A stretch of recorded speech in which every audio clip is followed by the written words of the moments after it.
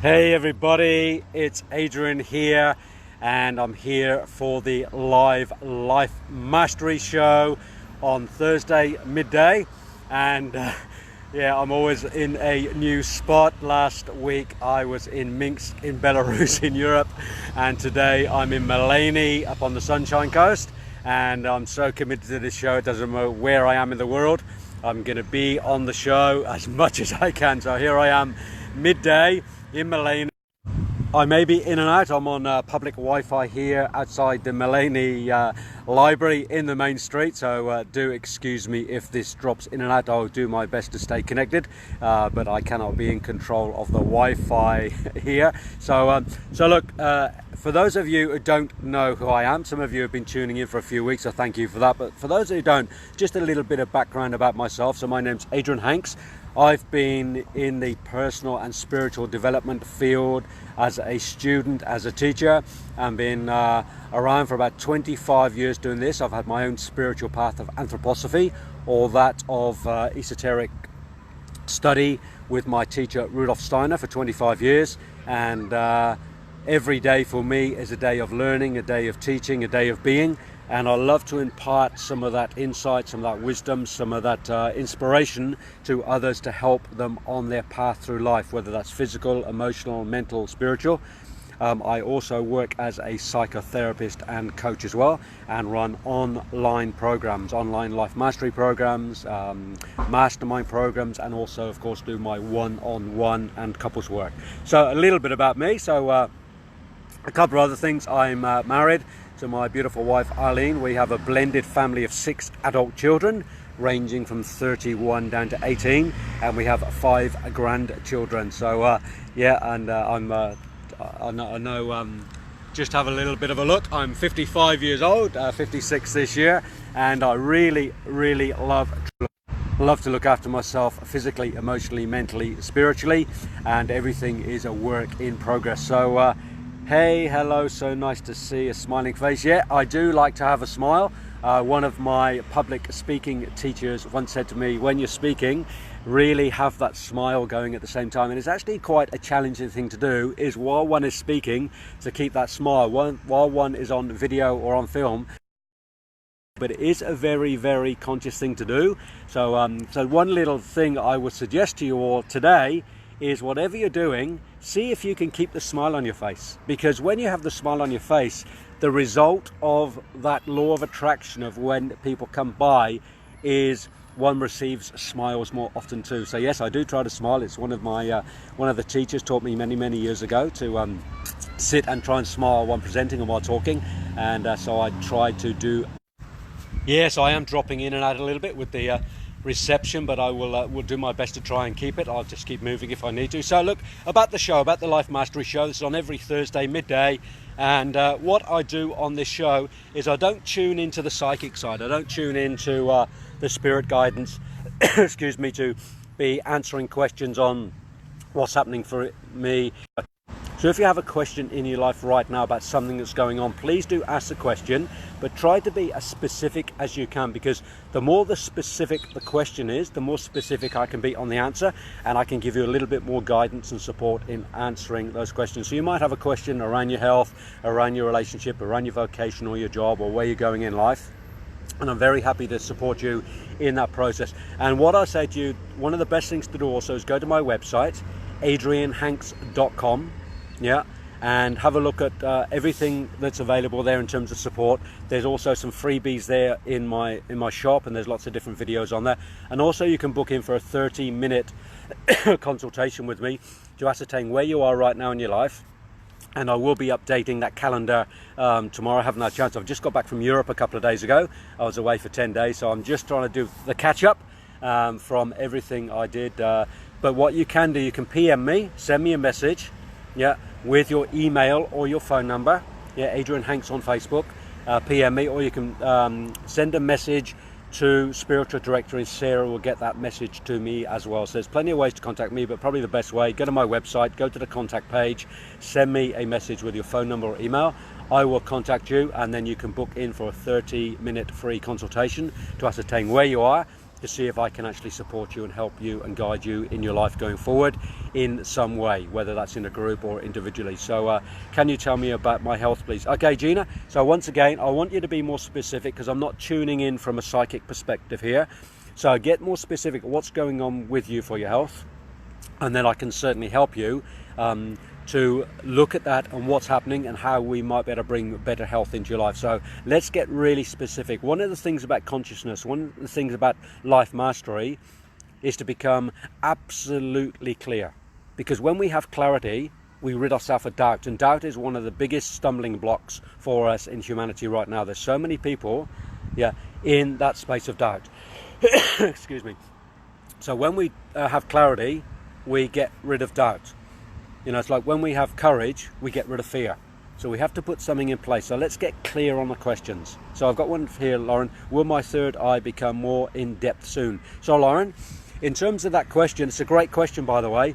And lots of people have different understandings of what the third eye is and what it actually does to activate. So there's a great meditation one can do called the third eye meditation. So, you know, we have our chakra system, and one of the chakra points obviously is up here on the brow, and it is an opening into the spirit world. It is a way of connecting to the deeper consciousness, and a great way to get more in depth with the third eye, I would suggest, Lauren, and for anybody else listening, is to do the third eye meditation. So what I'm going to do for a couple of minutes is take you through that meditation. So unless you're driving a car right now, you can actually certainly tune in and do this one. So let's spend a few minutes, because meditation is a big part of life mastery for me. It's one of the key tools that we can use, and it's absolutely free 24/7.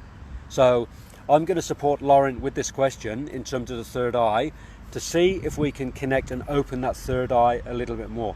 And one thing I'd say to you is, when you do the third eye meditation, it can become a little bit intense, because we concentrate on that area, and it can become a little bit headachy before we actually, because the opening of that third eye is quite a transition, and it takes a lot of practice. It takes a lot of transition time. It's not something you're going to do in 5 minutes. It's something that may take you, you know, several weeks or months or even years to establish, where your third eye is completely open. Yep. So you're actually in tune with the cosmos. Yep. So I'm not talking about crown chakra connection. I'm talking about third eye connection, which is a different wisdom. But to practice that, we have to start somewhere. We have to start somewhere. So let's start somewhere. Yeah. And Lauren, you can sit, you can stand, whatever's comfortable. There's many, many, many ways to meditate, but I'm suggesting right now, sit down. And a great way to bring meditation always is to tune into the breath.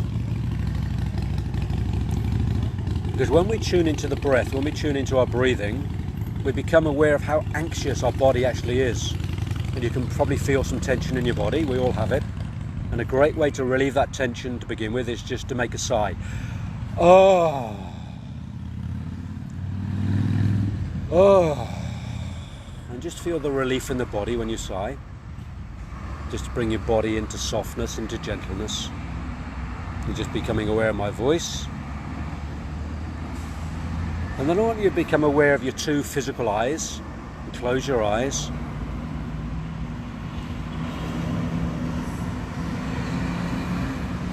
And what we're doing with this third eye is we're connecting beyond the physical eyes into the third eye. But we need to make a connection. So let's connect with the physical eyes first. Feeling the eyes and the eye sockets. Feeling the eyes and the eye sockets. Being aware of them. And just moving them around behind the eyelids, just with your eyes closed so you're aware of them. And then what I'd like you to do is turn your eyes, what I call inside out, and look upwards into the darkness of your skull, into your mind with your eyes. So pull your eyes backwards. Physically pull them backwards and upwards. So you're focused on the third eye region, on your forehead, on your frontal lobe.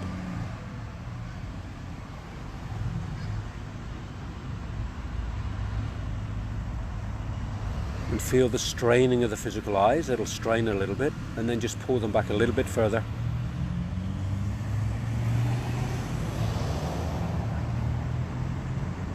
And a little bit further. And then bring your full focus into that third eye region, into the third eye, and concentrate on that spot with your eyes rolled back in your head.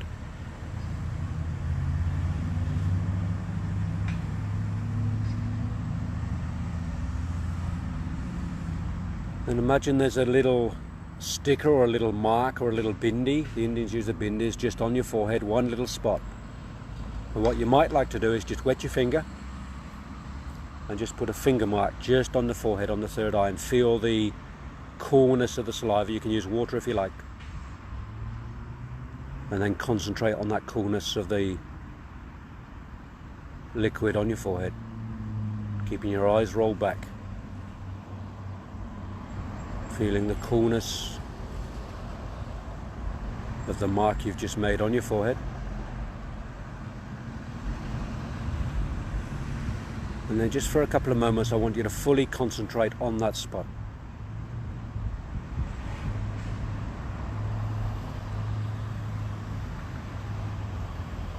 Eyes roll back. Focus on the third eye.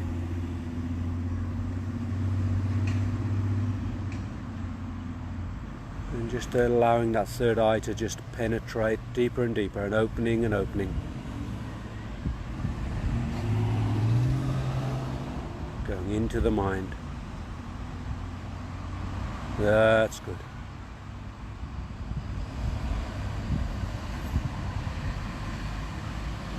Keeping your focus. That's good. And when you're ready, just opening your eyes. So that was just a little entry point.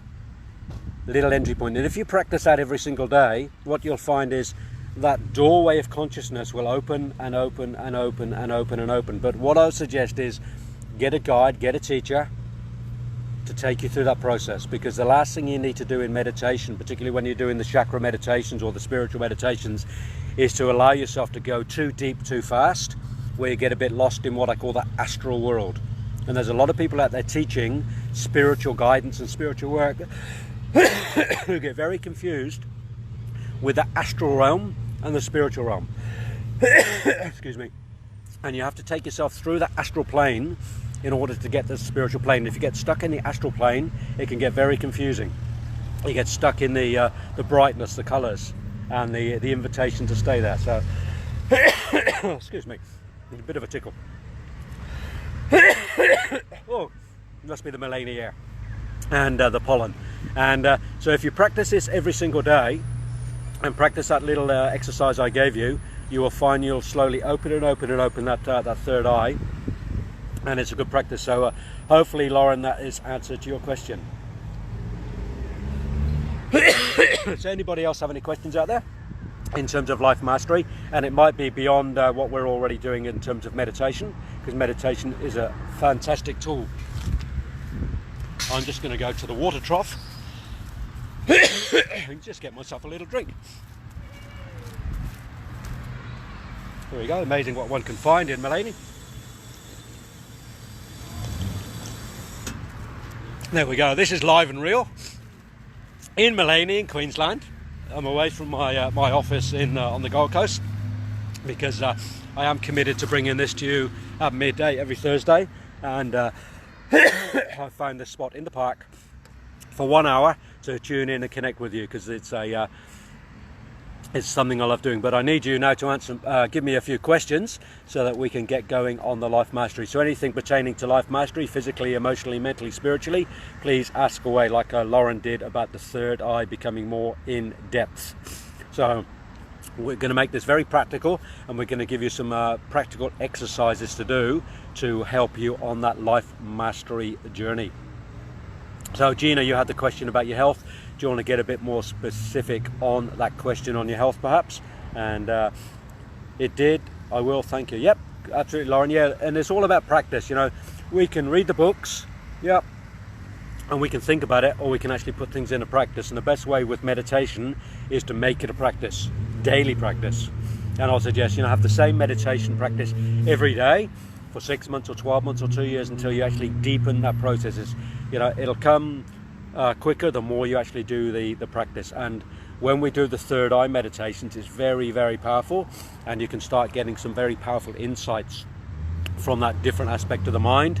And then of course we can break into that spiritual world as well. A lot of people talk about, tuning into, if you like, the Akashic record, or the knowledge of the universe, but it takes practice. And a lot of people who are working in that field get very, very stuck in the ego, in that place of knowing without actually really understanding what they're doing. And when I'm teaching the meditation practice, I say to people, don't rush.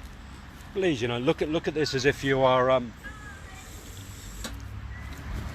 doing a driving test. In Australia here, we have to do our L plates and then we do our P plates, and there's a two years before you actually get your full license. And meditation's the same. It's about a 1 or 2 year process, sometimes more, to fully get into the process of deep meditation. You don't want to rush it because it'll flip your mind out too quickly. So take your time.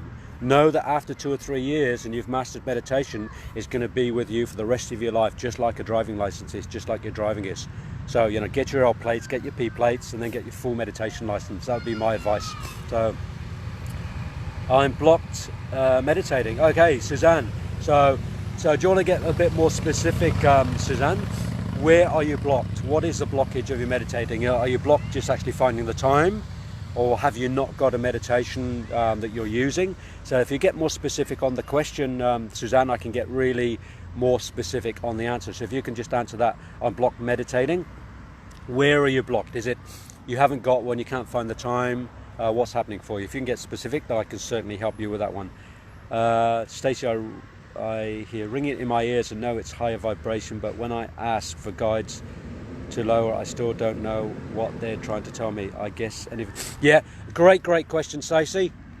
The spirit beings are talking to us all the time, and one of the first things that people experience is the ringing in the ear. It's almost like the doorbell is being run. Brr, brr, brr, let me in. I have a message for you, and I'd say create the space for yourself. Yeah, and also ask who's ringing. I have a saying, if it's not invited, it's not allowed in. Yeah, you have to know who's actually ringing the bell, and when you're specific and clear about what messages are coming through and who's bringing them through, then you can get clear on actually what's being said. So I always say, I hear the ringing, who's at the door? I'm going to look through the little spy hole, check that the being is clear and a good being, and then the invitation's there, and then I'm going to sit in my meditation space and I'm going to open the door, open that door of consciousness, open my ears, and I'm going to listen. And I'm going to listen beyond the ringing, what is being said to me. But you have to create the space. And usually it's about creating a quiet space, no phones, no TV, sitting in a very deep contemplative place, and then opening up and listening beyond the ringing. What's behind it? What's behind the door of consciousness? And then really listening in and tuning in. And oftentimes when we're in that space, it does take some time to penetrate through that spiritual world, because it's a very confusing space. Yeah, so it takes training. So once again, get your L plates, get your P plates, get your full license, and it may take you 1 or 2 years to actually get to that place when you can purely, clearly listen to the messages coming through. Because we can all do it. We're all psychic. We're all able to tune into spirit beings. We just need to train ourselves in that space.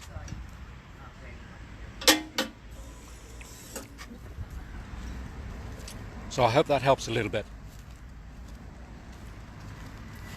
I used to be good at it, lost my way, now I lose focus and can't find a guided meditation that helps.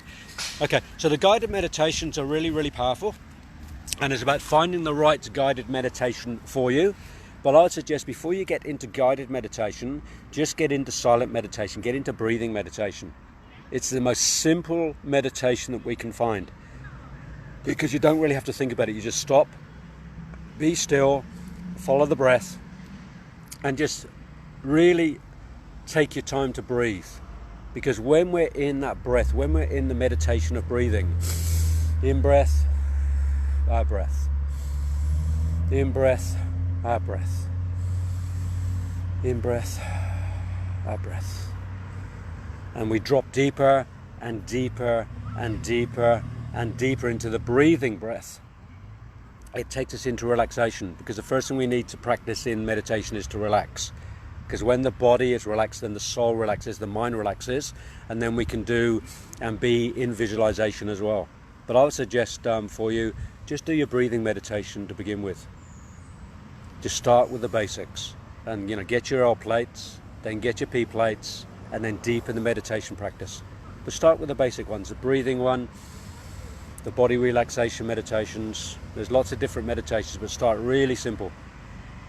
Because if you're taking on a guided meditation and you're not ready to go through that door of consciousness, you will block yourself. So you have to train yourself to be ready to go through the door. You have to, face the guardians of the threshold. You have to learn and understand what the guardian of the threshold is, because they're there for a reason. They're there to protect us. They're there to stop us going into the spiritual world until we're ready. They really are. So learn the process of meditation, deep meditation. Learn the process of going into the spiritual world. Learn about the lower guardian and the higher guardian of what we actually have to face to go through.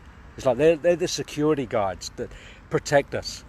And I bring us back to this many times. There's so many people in psych units right now, right across the planet, who've had spiritual experiences because they've gone in too fast, too soon, and they flipped. And I'm not being an alarmist here, but I just want you to err on the side of caution. Take it slowly. There's no rush for this. 1 or 2 year process to learn to really fully meditate. And then once you do, it's amazing the places you can go to. But if you go there too fast, too soon, the fear will come in, and that's when the blocks come in, because people experience things too fast, too quickly.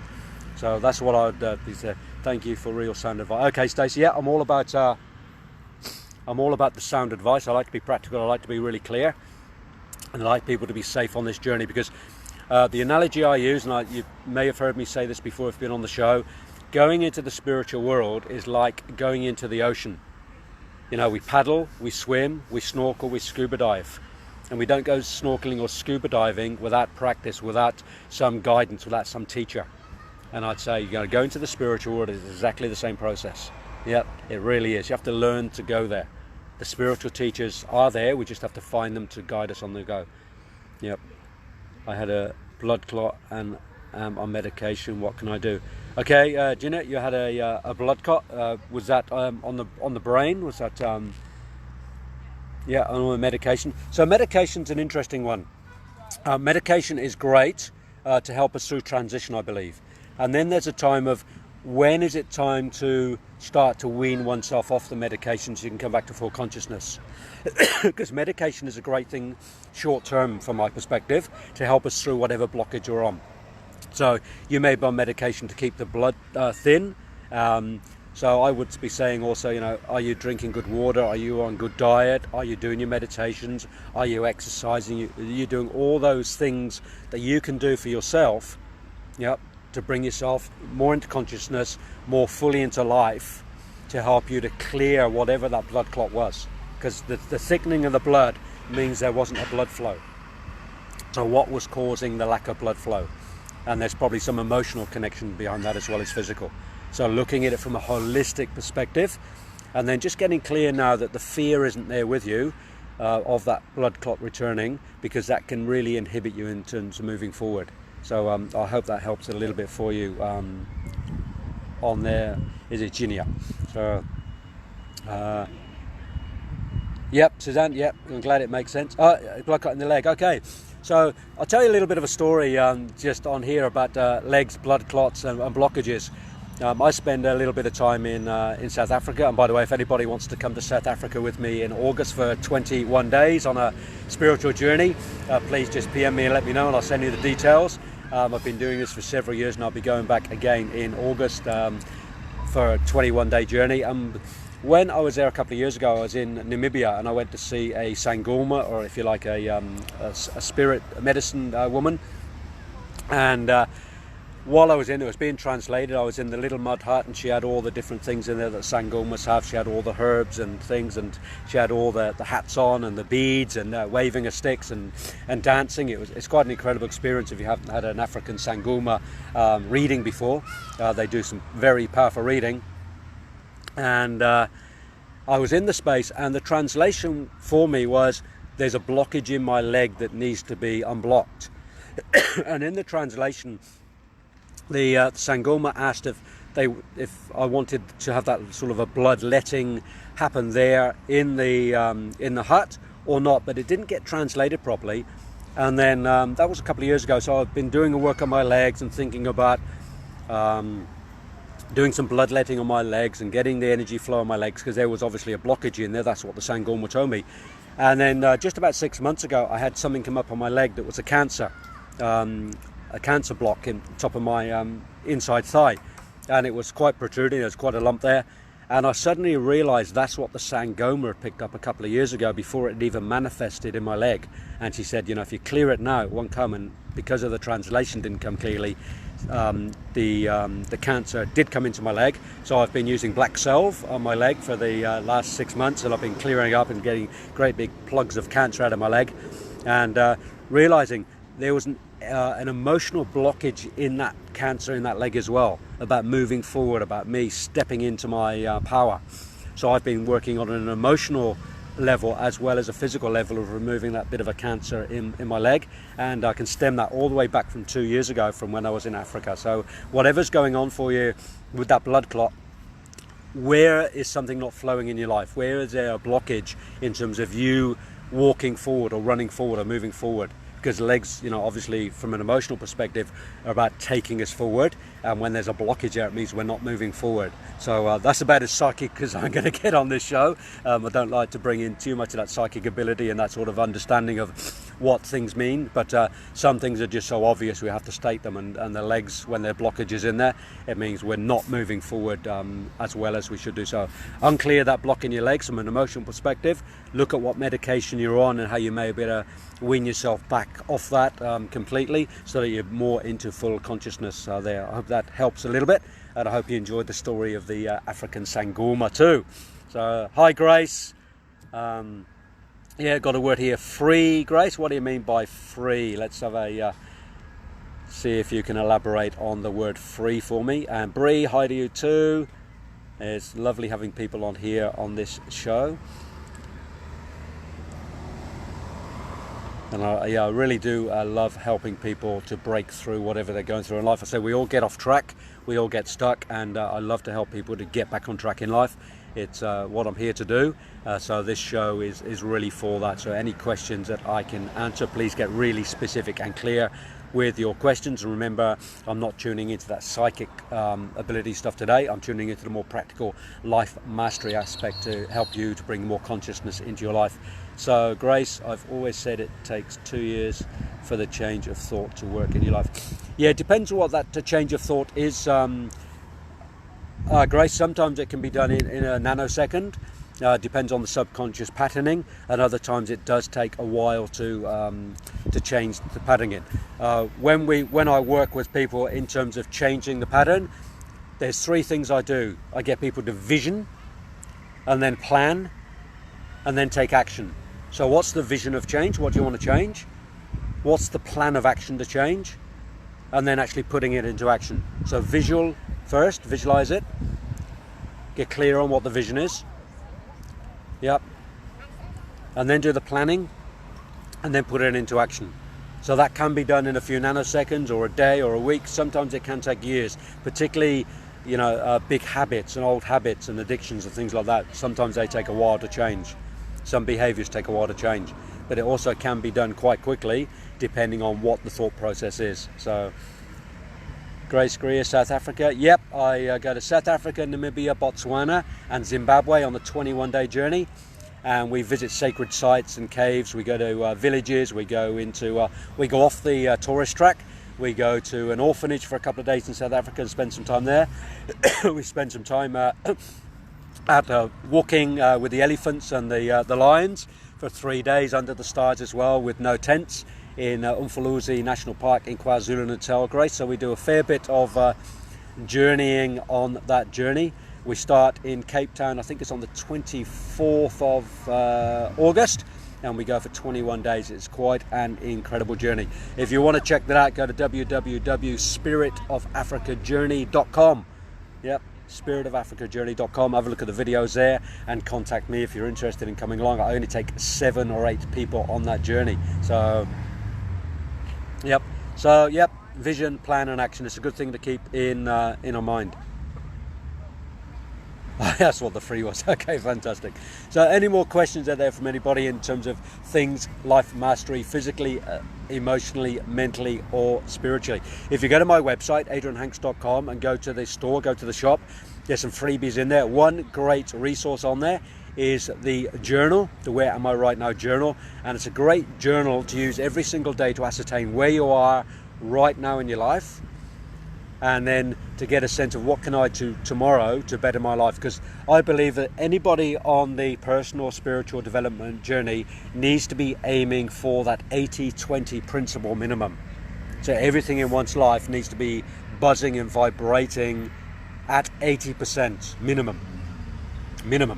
And if you look around the planet right now, that's not the case. There's a lot of low vibration things going on. You know, a lot of drug, a lot of alcohol, a lot of negative behavior from human beings right now. And if we're going to raise the frequency of consciousness on the planet, we all need to get beyond that 80-20 principle, well above it.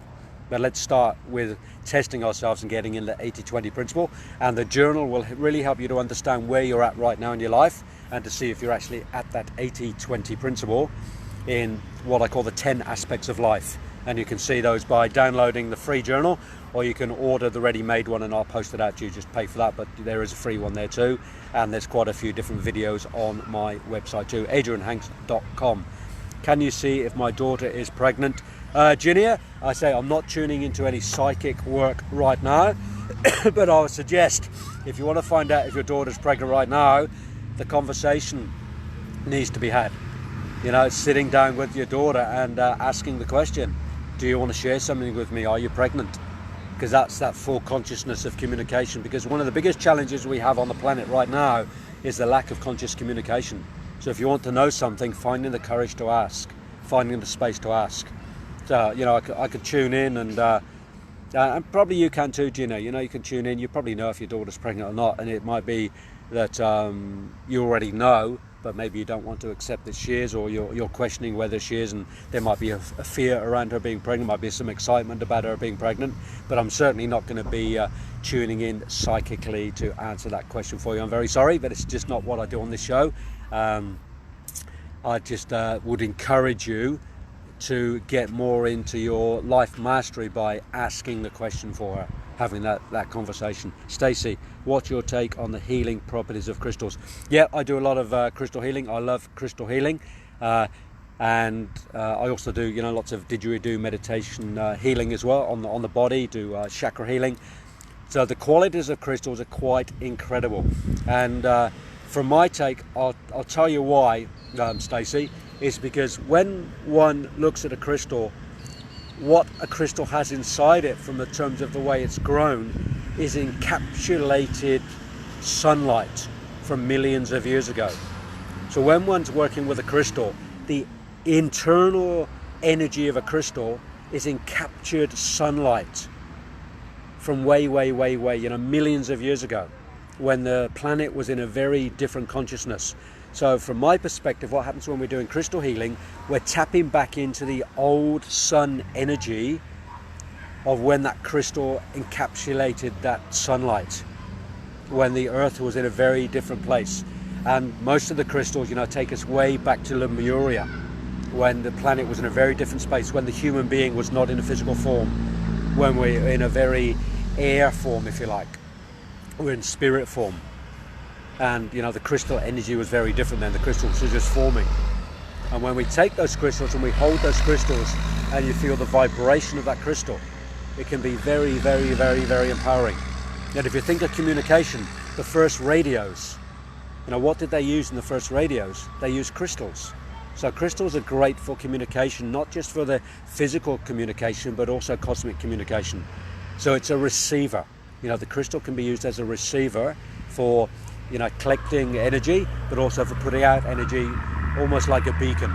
So crystals, there's a lot of untapped potential in understanding crystal technology, and we're just starting to get that now. So yeah, absolutely, I've got some beautiful big crystals I work with and I hold and I use, particularly in the healing process. and if you learn to use the crystals in the right way, they can be very, very profound. So yeah, absolutely believe in crystal healing. I'd suggest with your crystals, keep them clean. I like to either wash them in the river, you know, or give them a good scrub with soapy water, because they do magnetize energy, and it's good to keep them clean. That's what I'd say about that. Okay, yeah, thank you, Gina. Habits, alcohol, and the sadness. Yep, there's lots of sadness around alcohol. It's a very tough one to deal with when we get into the alcohol side of life. Lauren, I wear a lava rock from Fiji Islands. Through quantum science, it helps me stay grounded. Have you heard of this? I haven't heard of the particular lava rock from Fiji Islands, but I wear a rock sometimes from South Africa that's part of an old meteorite, and I feel the energy in that sometimes. So whatever works for people, different rocks and different minerals at different times. So all over the years I've had different things that I wear and I carry, depending on the vibration I'm in at the time and what I actually need, because each one is quite unique in its properties. And sometimes I'll dowse or I'll muscle test to see what energy I need from a particular mineral or a particular rock or a particular plant, and because my vibration, as everybody else, is constantly changing, and if I want to tune into something to keep me grounded or keep me healed, sometimes those minerals or rocks or plants can enable me to do that. But I find that the best way for me to stay grounded is to do my meditations daily, and to keep my consciousness grounded every day, so I'm not taking myself off and I'm in that place. But absolutely, sometimes having something anchored around one's neck or a wrist or ankle does help the memory to stay grounded. But yeah, I haven't specifically heard of that rock from Fiji, Lauren, but if it works for you, absolutely fantastic. What makes the other worse? Doing well though, following you and Ben Clark. Fantastic, Grace. That's a beautiful way to view it. Makes a lot of sense. What sides are giving it? What sides are giving and receiving? Stacey, what do you mean by that? Just please, what sides are the give and receiving? If you can just get me a bit more clarity on that, I can probably answer that question for you.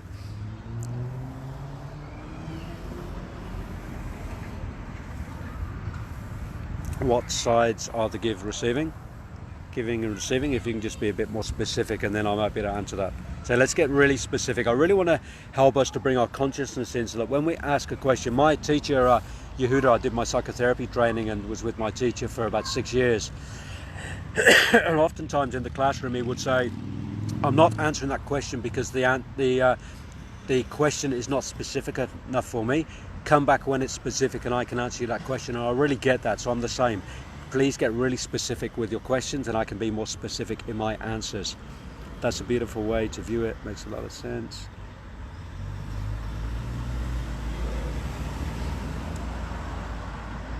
Great to have you all on here, by the way. It's absolutely wonderful that you actually choose to tune in at midday on a Thursday with me. I've done quite a few shows now here. I'd say last week it was live from Minsk in Belarus, where I was away doing some leadership training. And now I'm in Mullaney in Queensland. I'm up here with my son, who's over from South Africa, and my wife. Meet up with my good mate Mark Bright. Some of you might know Mark. He's quite a character up here on the Sunshine Coast. Does lots of beautiful community things, community programs, and we're going to do some bushwalking and head off. And I think we're going to go and visit some koalas this afternoon as well. So, and I thought I'm going to squeeze this show in for an hour while I'm up here because I don't want to miss it. Do you do spiritual tours with other countries, India or South Africa? No, Lorraine, I don't. South Africa is where I go to, into Africa, Namibia, Botswana. I do the 21-day tour there. But I will be going to India in October for the 5th year celebration of Skyway Invest Group, which is a group I'm in for financial education. And I've just been to Belarus for a 3-day leadership training on that, and we're going off to India to celebrate 5 years of that company. And that's a great company to get involved with, Skyway Invest Group, if you're looking at financial freedom. So a lot about life mastery is about coming into financial freedom, and I know a lot of people in the spirit space really struggle in the financial world. So a part of what I've been doing for the last 12 months is educating myself more in the spiritual literacy, and really getting up big time with my own investments and my own portfolio. And part of that will be going for 7 days to India for the first time, and that will be a spiritual quest. in terms of the financial spiritual world, because I think finances are a big part of tuning into that deeper depth of what it means from a spiritual perspective. But no, Africa is where I take people. I also do that in Australia. I do take people out bush, and we do a lot of eco soul work in the bush here in Australia too. So koalas, well, I collect them as a child. Yeah, I love the koalas, and my wife, one of her totems here is a koala, so we're going to go off and visit some koalas today, so she can have some koala cuddles, because it's a beautiful thing to do, is connect deeply into nature. Stuffed toy animals, yeah. Sadly, with the koala, with the stuffed ones, sadly, back in the 50s and 60s, thousands of the koalas in Australia were killed to be stuffed with fluff, so that people could have their pet koala in their koala fur. But thankfully that's been banned. But the koalas are pretty rare now. They're almost extinct here in Australia. There's only several thousand of the creatures left after having, I think it was like several million of them back in the 60s. So let's rehabilitate the koalas and let's get them happening again in Australia. So scroll up for my response, Stacey. I was told once, holding them to receive the energy, that one side is always giving. Oh yeah, okay. So thanks, Stacey. I did scroll up. So in terms of the crystals, what often you get with the crystals is you get the point end of a crystal. You get the double terminators or the single terminator, where you can actually put in energy or out energy of the crystal. And you might find that if you hold the crystal in a particular way, particularly the point crystals, the terminate crystals, where they have a point, you might feel the flow of energy coming out from that peak, from that point. We use some energy wands in our healing practice, where we actually also have that way of an in energy and an out energy. I find with crystals that the point, often if you point it into the body, there is a penetration of energy that comes out of that point of the crystal, particularly if you want to put it on the body. If it's not too pointy, you might even want to rub it into the body like a massage to focus in that penetration of energy. So absolutely, some of the crystals do seemingly have an in energy and an out energy, or a masculine, feminine, or yin yang energy, and each specific crystal or mineral will have its own energy force. But the best way to do that is to pick it up and use that third eye intuition to work out what it is you're holding and how it works. And if you get into meditation deep enough, you'll feel it. You might even see it. If you have a psychic ability to actually see the energy flowing crystals, you'll be able to see where the energy flow is and where it comes in and where it comes out. And I say, once again, that takes practice. It does require one to become a student of Christology to actually see that and understand that. But absolutely, there is an inflow and an outflow with most energy fields and stones, with flowers, with plants, with trees, and also, of course, with human beings as well. So I'm just going to scroll here. Oh yeah, do you think emotional and spiritual blocks manifest as back pain? Look, from a perspective of back pain, quite often with back pain, it's about being blocked, because the back is all about support. And oftentimes with the lower back in particular, and the spine, it's about support. So that could be about money, it could be about people not supporting, it could be about you not being there to support yourself. So oftentimes when I'm working with people with the back pain, it is about looking at the support process in your life. Not always, but the majority of the time it is just about, where am I being unsupported? Where am I not supporting myself or not others? Or where am I not being supported? And oftentimes in that very lower base chakra, base down in the second chakra in the back, which is all about creativity, it's the blockage of creativity, and that could be financial creativity. So if you've got the lower back pain, absolutely certain that there would be some emotional blockage. Nearly always with physical pain, there's an emotional blockage, 99.999% of the time. So it's like looking at, what's the blockage in the pain? And when we do the psychotherapy work, as I've shared before, I'm a psychotherapist, we do the body release work. We get into the body, where's it stuck? Then we do the artwork, we do the clay work, we release that blockage. We get the new flow happening, we get the meridians happening, we get some massage happening. And we look at what that emotional blockage is in any physical pain. Whether it's the shoulders, the arms, the legs, whatever it is. Somebody said before about the blood clot. There will be emotional blockage in that blood clot. What's the emotion? What's it holding? What's it encapsulating? And how can we move forward to unblock that emotion. And that's where the psychotherapy comes in. And I believe, being a psychotherapist, of course, I'm, partial to that modality. It's clear that psychotherapy helps people to unblock the emotional blockages, and then, of course, the physical healing happens a lot quicker at the same time. So, do you think the emotion? Okay, it's awful. Glad that stopped. I'm just scrolling through here. It seems the only spiritual with. I seem to be the only spiritual with the board and the letters. My mate and I used to do together. She would hear the messages.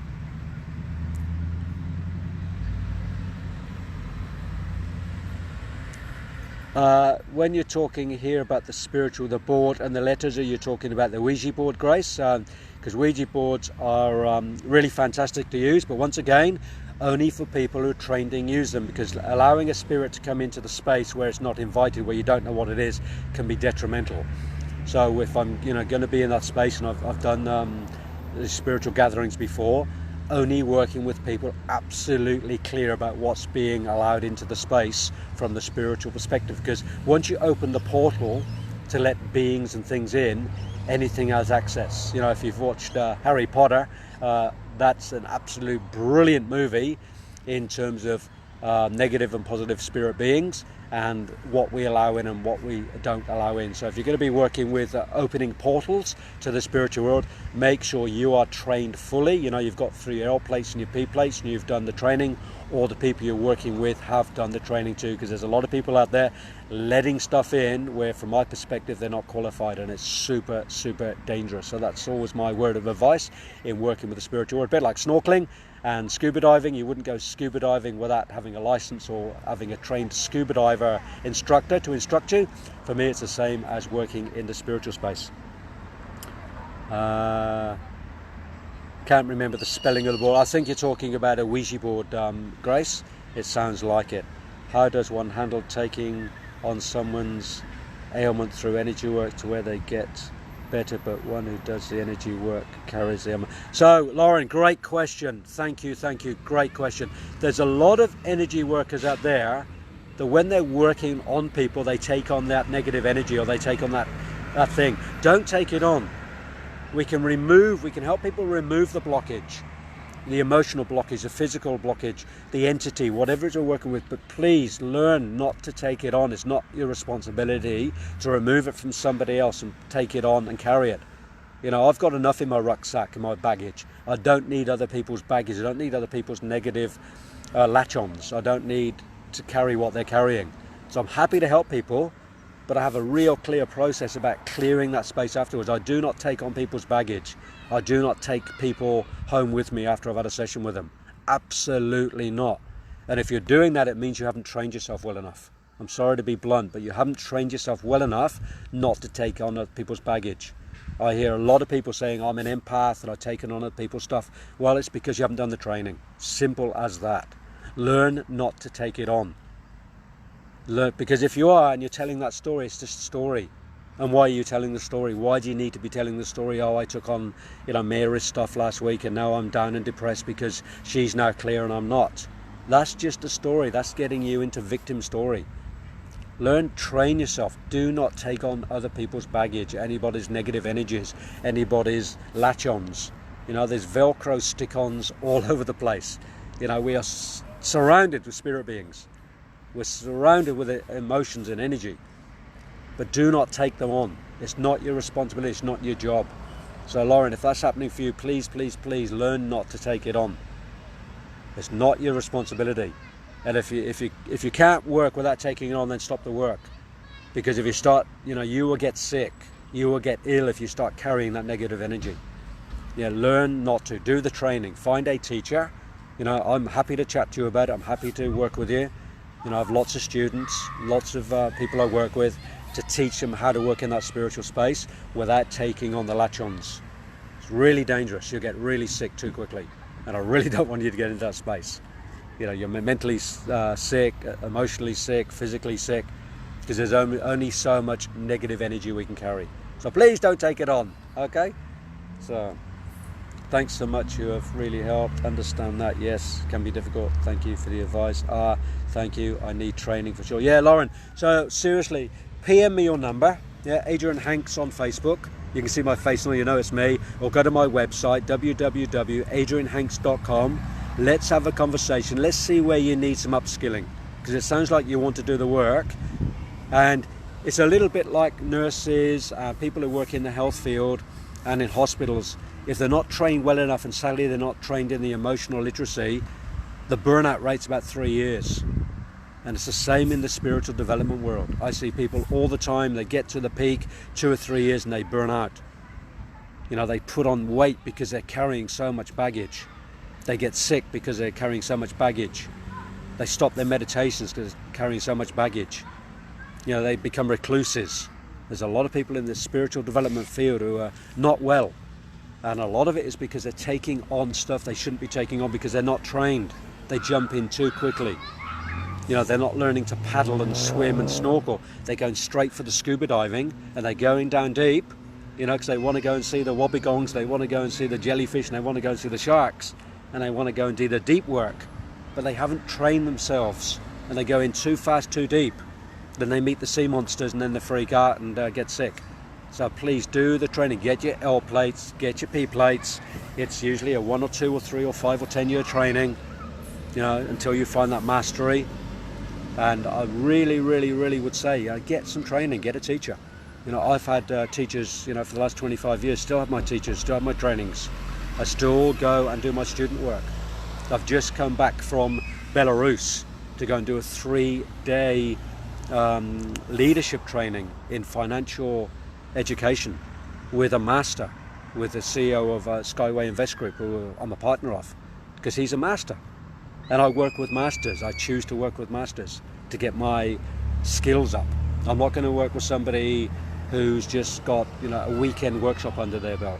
It's not who I want to work with. I want to know they've done their L plates, their P plates, and they've been on their full license for at least a few years. So, you know, it's really always a student here. Yeah, we're all students. I'm a student, you're a student. I'm a teacher and a student, and it's good to be both. But you can only be a teacher when you've got the credentials of being a student for X amount of time. We go to primary school, we go to high school, we go to college, we go to university, we get our bit of paper, and then we're ready to be a teacher. And it's no different for me for spiritual teachers. Where are the credentials? What have you done? Where have your teachers been? I think it's really important to understand where the teachers are coming from. And I'm very happy to share my credentials with anybody, anytime, for the last 25 years of my journey. I've got a big, thick book of all the paper credentials, and I'm also happy to sit and talk about my spiritual credentials as well. I think it's really important to be able to do that. So Lauren, very happy to have a conversation with you. If you want to contact me, go to my website, adrianhanks.com. Send your details to me, and I will give you a call tomorrow and have a conversation and see if there's some support I can give you, or if it's not me, if you don't resonate with me, I can certainly pass you on to some other spiritual teacher to get you back on, or to get you on track for whatever it is you want to do in your life. So look, any more questions? I'm aware we've got about 8 minutes left before 1 o'clock, and that's an hour. The hour goes certainly quick. Sitting here in Mullaney in Queensland, I told you I'm going to try my hardest never to miss a Thursday at midday to bring this Life Mastery show to you. Last week was live from Minsk in Belarus in Europe. This week Mullaney, so I'm not sure where it'll be. Next week. It could be anywhere on the planet, and in a few weeks' time I will be back in Europe as well. Then I'm across to India, and then Africa, of course, is on the agenda too if I get there. So lots of different places. Lauren, I've been trying for 7 years, but only recently been focused. I would do resonate. Thank you. Okay, so let's make a contact, Lauren, and let's get you on track. And it sounds like maybe those 7 years have been lots of teachings for you, and now it's a case of you honouring what those teachings have been over the 7 years, because oftentimes people don't see the teachings or the learnings they've had until we're really clear on ascertaining what those learnings are. So you may be more versed than you give yourself credit for, so we can certainly test that out as well. Stacey, what's your favourite spiritual advice book? Okay, I'm going to give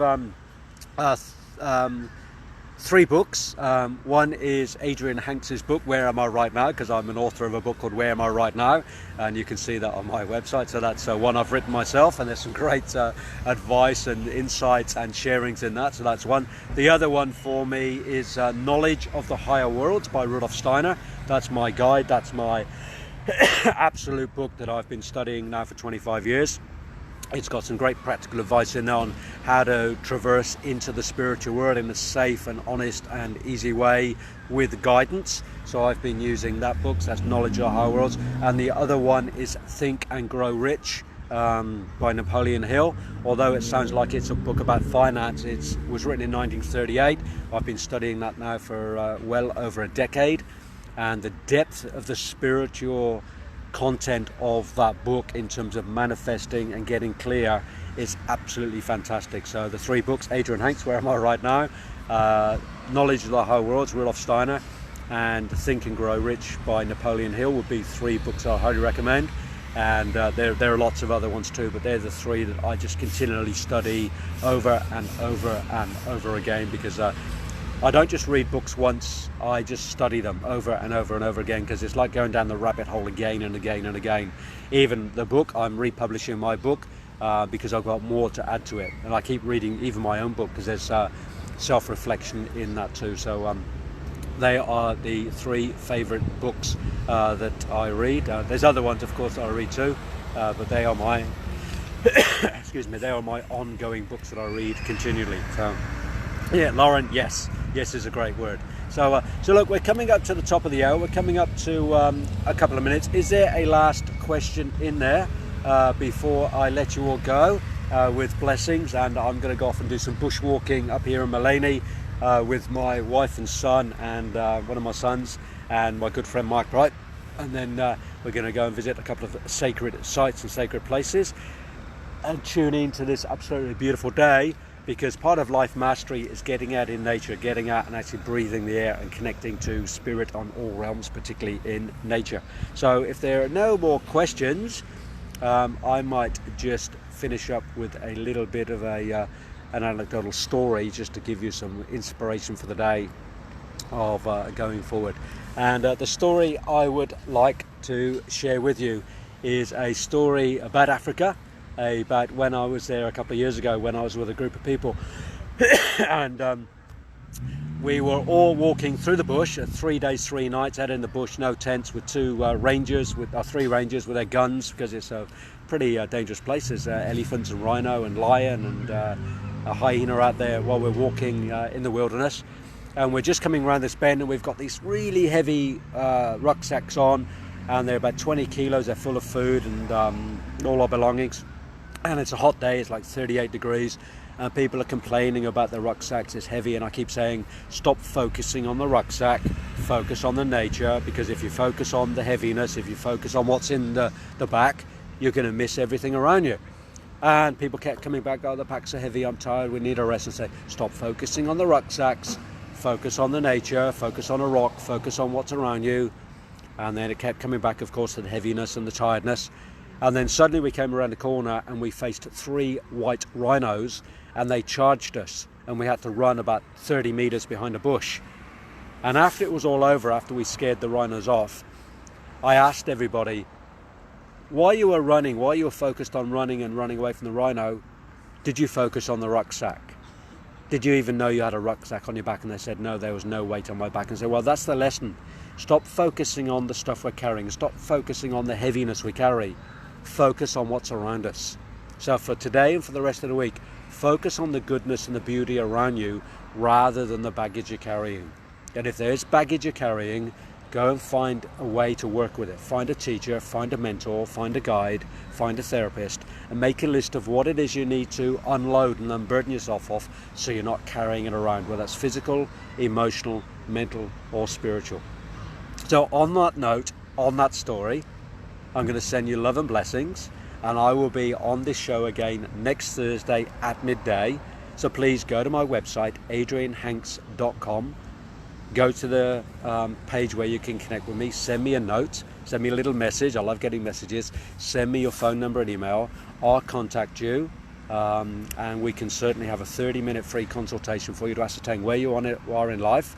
And you can look on my website to see all the different programs I have on there, all the different things I have to offer, and hopefully I can support you in some way in going forward. So thank you again for giving up your time and being here with me on the show. I absolutely love being here, love doing this, love the sharing, love to share, love to communicate. So love and blessings to you, and talk to you very, very soon. Ciao.